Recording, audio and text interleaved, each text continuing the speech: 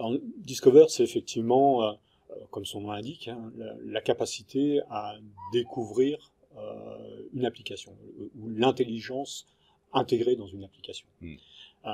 Donc effectivement, on va avoir une première partie d'analyse haut niveau. Hein. C'est plutôt un outil dédié aux business analysts, hein, parce qu'on a dit les développeurs vont plutôt agir au niveau du code, le business analyst agit plutôt au niveau de l'architecture de l'application. Donc on va avoir cette capacité à découvrir l'application.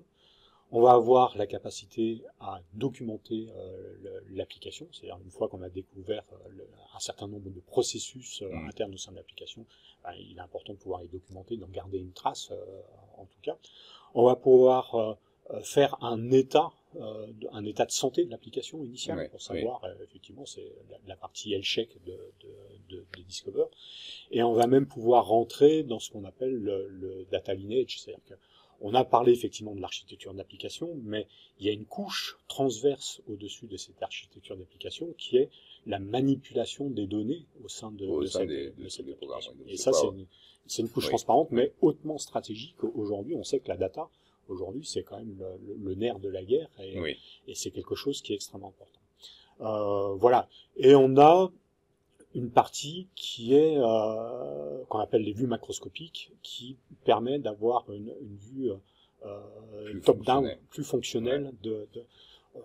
On parlait il y a quelques décennies de ça d'urbanisation de l'application, mais ce concept-là reste d'actualité malgré tout, hein, même si effectivement il est passé de mode dans cette terminologie, mais ça reste une nécessité absolue aujourd'hui de pouvoir identifier les différentes zones urbaines d'une application. Donc voilà, Discover a ces capacités-là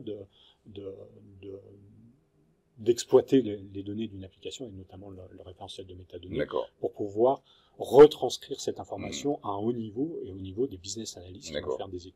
Donc là, vous l'avez compris, en fait, on part du code. On a des tas de mécanismes en fait qui vont analyser ce code pour le transformer donc en composants, liens, zones, etc.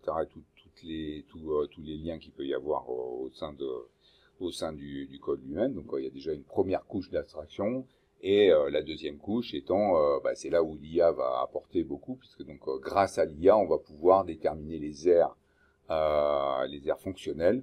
Et au fil de l'eau, donc avoir une vision de plus en plus synthétique de quelque chose qui est réputé complexe. Donc j'ai tendance à le comparer à toutes les recherches qui sont faites autour du cerveau, et là on voit bien que dans la maîtrise maintenant humaine, donc on sait qu'il y a des régions du cerveau qui sont dédiées à telle ou telle fonction. Le niveau de connaissance en fait ne cesse d'augmenter, et c'est bien cette abstraction qui fait que et là donc pour le coup l'IA va beaucoup aider. Exactement. Et je l'ai dit, aujourd'hui, Discover est plutôt un outil destiné aux business analysts.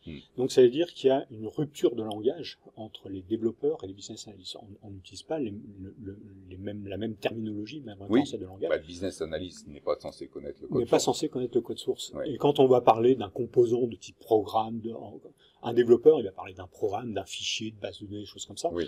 Pour l'analyste, dans son langage courant, ça n'a pas forcément de sens. Il va parler de fonctions, il va parler de sous-systèmes, il va parler de règles de gestion, de data, de règles de gestion. Ce qui l'intéresse, c'est de voir comment circule la donnée. Tout à fait.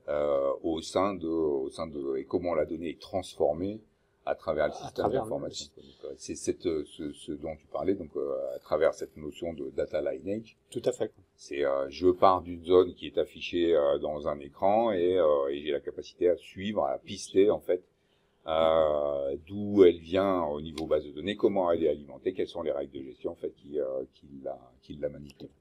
Mais au-delà de ça, cette différence de langage, elle peut procurer une rupture. C'est-à-dire que quand le business analyst va découvrir une application, il va interroger cette application avec son propre langage.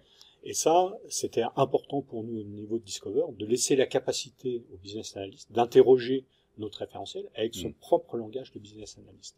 Et c'est pour ça qu'une des fonctions majeures aujourd'hui de Discover, c'est l'interrogation de ce référentiel de métadonnées en langage naturel. Donc ça veut dire que le business analyst, lui, va interroger notre référentiel, même s'il a été construit de façon très technique à la base sur des éléments techniques de connexion. le business analyst, lui, va pouvoir l'interroger en langage naturel avec son propre langage. Et donc, du coup, on résout la fracture de communication et de langage, et ça de manière itérative. Il va pouvoir poser une question, mais qui lui reflète un problème d'analyse. Il va pouvoir poser la question telle quelle, et ça va être retranscrit par le mécanisme d'IA qu'on a intégré en un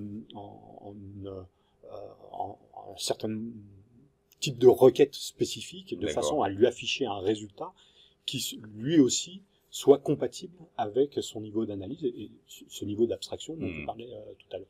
Et c'est ça la puissance aujourd'hui de l'intégration de l'IA dans Discover, c'est la résolution de cette fracture entre les deux mondes et de pouvoir interroger un référentiel de métadonnées avec ses propres contraintes fonctionnelles. Donc c'est vous dire à quel point en fait on est en train de vivre aussi une révolution autour de ça. Donc l'IA va apporter donc cette capacité à vraiment pouvoir interroger la manière dont est architecturé un système d'information et du coup donc donne une ouverture à tout un tas de personnes qui ont besoin de ce type d'information. Donc, tu as évoqué les business analysts, mais au-delà de ça, donc il y a par exemple les data scientists qui ont besoin de savoir comment les datas sont architecturées les unes par rapport aux autres. Donc, du coup, le champ d'usage de ce produit-là donc va bien au-delà du simple développeur. Parce que justement, ça va contribuer à vulgariser cette information-là et faire en sorte que les gens du business donc soient plus autonomes dans cette compréhension et donc de fait d'eux-mêmes en fait et la capacité à faire des demandes qui soient cohérentes. Tout à fait, tout à fait.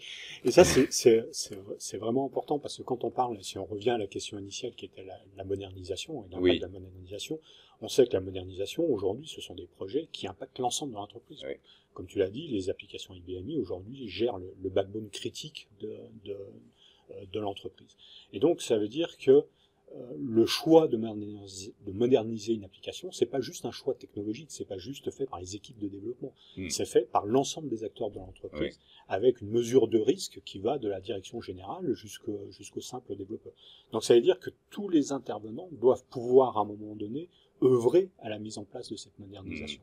Et l'avantage de Discover, et c'est comme ça qu'il a été designé, c'est que on va pouvoir accepter différents acteurs au sein du même produit pour pouvoir réaliser des analyses qui sont spécifiques à chaque domaine, de façon à ce que tout le monde soit rassuré et tout le monde puisse mesurer et quantifier l'ampleur de la modernisation. Et ça, on réduit le risque, on augmente le facteur de confiance, et ça, c'est effectivement un succès de réussite d'un projet de modernisation, avec l'utilisation sous-jacente de l'IA, telle qu'on l'a présentée, avec un mix entre l'IA et puis notre référentiel de métadonnées.